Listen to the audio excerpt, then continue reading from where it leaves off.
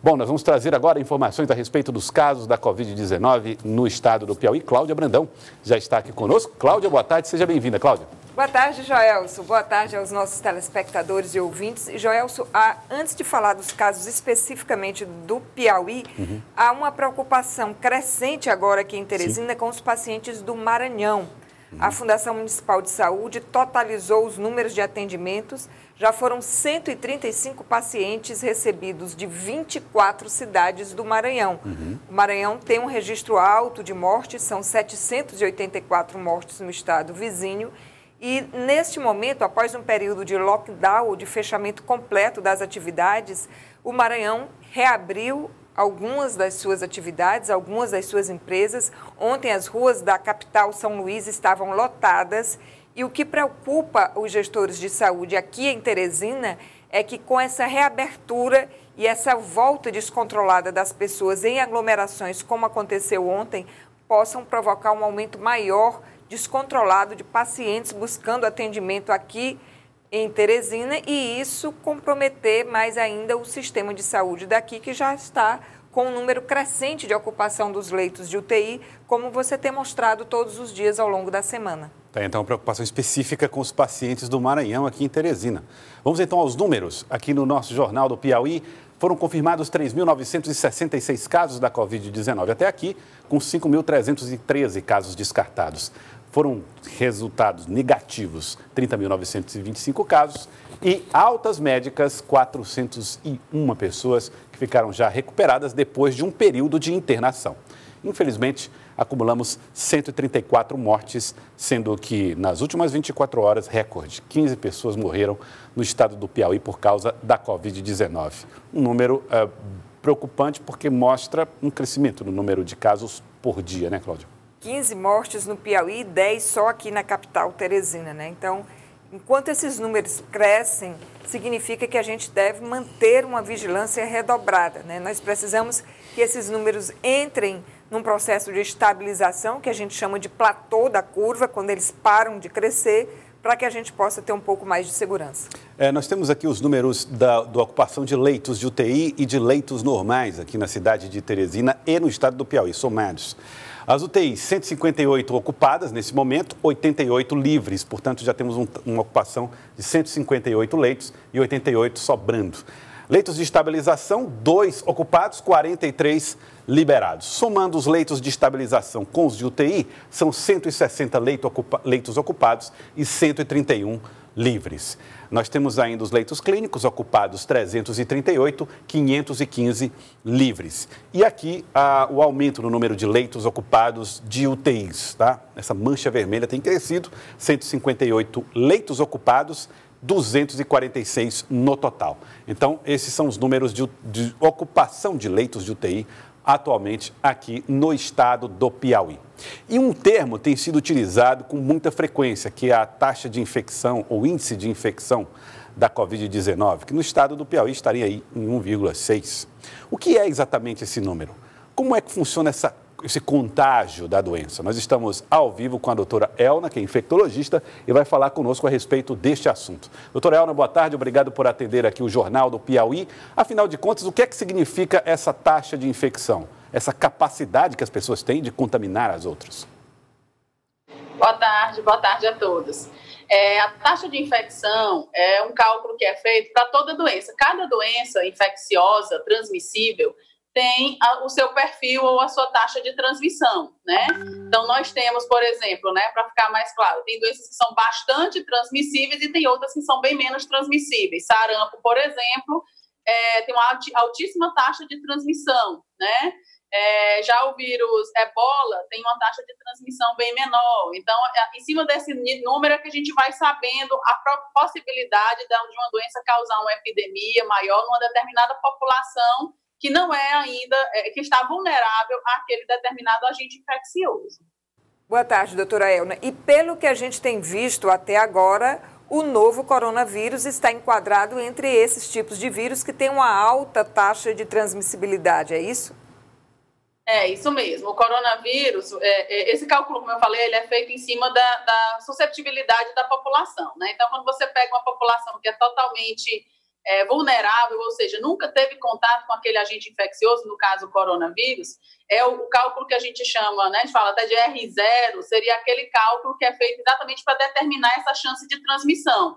Então, ele sempre vai levar em consideração a quantidade de pessoas suscetíveis, a quantidade de pessoas que já estão infectadas e a quantidade de pessoas que já se recuperaram ou que têm imunidade já formada para aquele agente infeccioso. No caso do coronavírus, e aí tem até cálculos que foram feitos no começo, por alguns países, a China, por exemplo, a taxa de infecção dele chegava a ser de 2 até 4, ou seja, uma pessoa é capaz de infectar até 4 novas pessoas. Por quê? Porque todas aquelas pessoas eram virgens daquele vírus, não conheciam, né? O sistema imunológico não reconhecia aquele vírus, já que era o primeiro contato, e ninguém da população estava imune ainda, porque não tinha vacina, e nem nunca tinha tido aquela infecção. Então, você tem um R0 muito alto.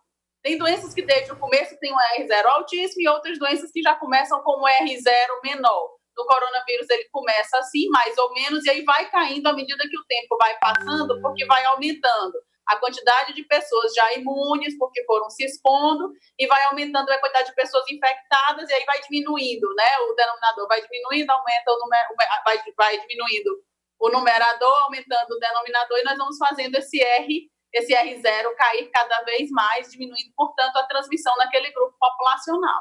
Doutora Elna, essa capacidade de transmissibilidade diz respeito apenas a essas características biológicas que a senhora citou agora, por exemplo, o fato de ninguém ainda ter sido imunizado, ou também a presença de fatores externos, o fato de se estar num país com maior densidade demográfica, mais condensado, isso também contribuiria? Contribui, porque quando a gente leva em consideração essa transmissão, você também leva em consideração os contatos que aquelas pessoas portadoras daquele vírus podem ter, né? E daí a importância do isolamento social, por exemplo, porque a gente sabe que a taxa de transmissão do coronavírus é uma taxa alta, mas se eu separo as pessoas umas das outras, se elas usam máscara, se ficam trancadas em casa, a gente diminui a velocidade com que isso vai acontecer, pelo menos, né? Porque você diminui o contato entre as pessoas, vai diminuir a transmissão. A gente fala dessa média que o coronavírus está em torno aí, um pouquinho abaixo de 2, né? Quer dizer que uma pessoa consegue transmitir para quase 2. Como é um cálculo matemático, é uma média. Mas você tem pessoas que são altamente transmissoras por ter talvez uma quantidade de vírus maior, por também ter um contato maior, né, na população, no setor onde ela trabalha, se ela ainda está saindo de casa, se ela está trancada, né, a importância de isolar a pessoa sintomática com Covid, se ela estava trabalhando, ela tem que ser retirada imediatamente do trabalho, trancada em casa, né, isolada em casa, para diminuir a chance de transmissão para os colegas. Tudo isso é com o objetivo de diminuir esse R. Então, a gente tem esses cuidados adicionais que são feitos para tentar também diminuir, né? Outra expressão que foi muito usada, doutora, foi carga viral. O que é que isso significa? Qual é o peso que tem nessa contaminação das pessoas pelo coronavírus? A carga viral, do coronavírus especificamente, só tem como a gente medir claramente, talvez em estudos, né? Mas isso não é feito rotineiramente. Mas a carga viral é a quantidade de vírus que uma pessoa tem, né? E a gente sabe que tem pessoas que podem, naturalmente, por fatores imunológicos, principalmente, ter uma quantidade de vírus maior no seu organismo do que outras, ambas tendo Covid, mas uma ter uma carga viral menor e outras uma carga viral maior. Isso, para os vírus, de um modo geral, varia com o sistema imunológico de cada um, com a capacidade do vírus de se multiplicar dentro do organismo de cada pessoa, né? Então, tem vários fatores que interferem nisso, mas a quantidade de vírus que cada um de nós tem, cada pessoa com Covid tem, e quanto maior essa carga viral, entende-se que talvez seja uma maior chance de transmissão também. Também significa dizer que a pessoa vai ter mais sintomas graves quando tem uma carga viral maior ou não? Não, isso depende muito, porque os sintomas estão atrelados à quantidade de vírus, mas também à resposta imunológica que a gente faz contra aquele vírus. Então, às vezes, as pessoas têm uma resposta imunológica bem menos agressiva, né? E, embora tenha uma grande quantidade de vírus, ela pode responder agressivamente menos e ter uma resposta mais branda, né? Manifestar menos os sintomas. Outras podem ter uma quantidade de vírus menor, mas manifestar mais esses sintomas de maneira mais exacerbada. Um exemplo assim mais claro são a questão das crianças. Geralmente elas têm uma manifestação imunológica menos agressiva, né? Porque muitas, principalmente os pequenininhos, estão com o sistema imunológico em formação. Então, eles tendem muito mais a serem oligossintomáticos ou assintomáticos, e às vezes eles têm uma carga viral alta, inclusive são bastante transmissores, mas eles não manifestam esses sintomas, e aí a doença acaba passando mais desapercebida por eles, por sintomas bem mais brandos, do que numa pessoa que já tem um sistema imunológico mais formado e vai responder com mais agressividade ao vírus. Um conceito que a gente ouve falar algumas vezes, doutora Elna, é com relação à imunização de rebanho, que o melhor seria logo que muitas pessoas se contagiassem com a doença para criar essa imunidade. Eu queria que a senhora explicasse isso e dissesse para a gente se isso realmente funciona ou não. Assim, quando nós temos uma doença que não vai requerer um aparato do sistema de saúde muito intenso, isso pode ser uma boa alternativa, né? É aquilo que a gente pode tentar fazer quando você não tem a vacina à disposição. No sarampo, por exemplo, a gente tem a vacinação e a gente sabe que a chance de transmissão é enorme, mas se você vacina a população, você protege aquele grupo todo, né? Faz a vacinação de todos.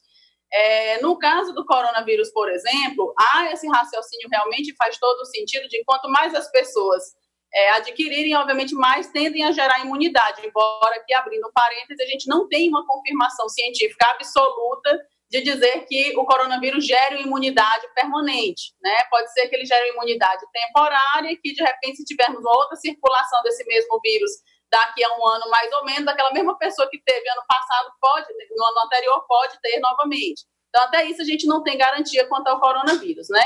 Mas aí, voltando ao raciocínio, a questão da imunidade de rebanho seria interessante se você tem uma doença que não vai causar um grande impacto no sistema de saúde. Mas falando especificamente do coronavírus, se a gente, digamos, abrir as portas e deixar todo mundo se contaminar e adoecer, arriscar, né? Quem vai adoecer, quem vai ser oligossintomático, a gente não tem como adivinhar, isso pode desencadear um processo de necessidade de suporte do sistema de saúde muito maior do que o que a gente tem condição de dar. Esse é o motivo de não se ter deixado ele correr aleatoriamente, né, pelo mundo afora. Quer dizer, todo mundo foi percebendo que fechar e isolar seria o melhor recurso que nós tínhamos, já que não temos uma vacinação, que seria o ideal, né? A gente vacinar logo todo mundo e deixar diminuir mais a quantidade de pessoas que vão adoecer. Então, o problema maior não é a questão de gerar imunidade em si, nesse processo de gerar imunidade, quantos vão precisar de suporte e nós teremos condição de dar o suporte para essa porcentagem de 5%, 10% que vai precisar? Essa que é a interrogação e que leva a gente a manter o isolamento que estamos hoje, né? Doutora, ainda se trabalha com a ideia de grupo de risco? Pergunto isso porque nós estamos vendo muitos casos de idosos que estão se recuperando, alguns idosos que tiveram a Covid e só descobriram depois, fazendo testes, porque não tiveram sintomas nenhum, e ao mesmo tempo pessoas que aparentemente não estariam no grupo de risco desenvolvendo a forma grave da doença. Ainda assim, é possível falar em grupo de risco? Qual é a taxa de sucesso nos tratamentos? A questão do grupo de risco é importante a gente enfatizar porque continua sendo a maioria das pessoas que vai precisar do sistema, né? São as pessoas que têm o maior grupo de risco, estão de risco, são os idosos, diabéticos, hipertensos, pessoas com doenças pulmonares prévias. É importante a gente ter isso ainda em mente, embora a proteção deva ser para todos, porque a pessoa que adquire o coronavírus, nós vamos ter, que aí entra aqueles fatores que a gente já colocou, a resposta imunológica da pessoa à presença do vírus, que a gente nunca sabe, às vezes é um jovem, mas ele pode ter uma resposta imunológica mais exagerada e necessitar realmente de um suporte de saúde mais avançado, né? Assim como nós vamos ter idosos que até têm um comprometimento pulmonar pela própria idade, mas a resposta imunológica dele não foi agressiva ao ponto de afetar a área boa do pulmão dele e ele necessitar do sistema de saúde. Mas se a gente pegar no todo, a porcentagem de pessoas que realmente precisa continua sendo um número muito alto de pessoas que já têm idade avançada ou alguma doença dessas que eu falei, doenças de base, né? A gente não generaliza, mas a gente sabe que é a maioria, né? Então a gente continua tendo essa recomendação de proteção desses, mas sabe que qualquer um, né, por mais jovem e saudável que seja, pode ter um quadro mais agressivo e necessitar também desse suporte. Doutora Elna, agora a senhora está respondendo internamente pela direção do Instituto de Doenças Tropicais Natan Portela. E eu pergunto, como é que está a taxa de ocupação dos leitos do hospital neste momento? Nesse momento, a parte clínica do hospital, né, nós estamos com aproximadamente metade dos leitos ocupados. Né? Nós temos 12 leitos, estamos com 5 leitos clínicos ocupados. A nossa sala de estabilização estão sem pacientes e a nossa UTI está praticamente lotada, né, de pacientes todos Covid. Né? A UTI que temos aberta hoje, que é a UTI de 7 leitos. Tá certo, quero agradecer a doutora Elna, muito obrigado pela participação conosco aqui no Jornal do Piauí, também na Rádio Cidade Verde. Muito obrigado. Obrigada.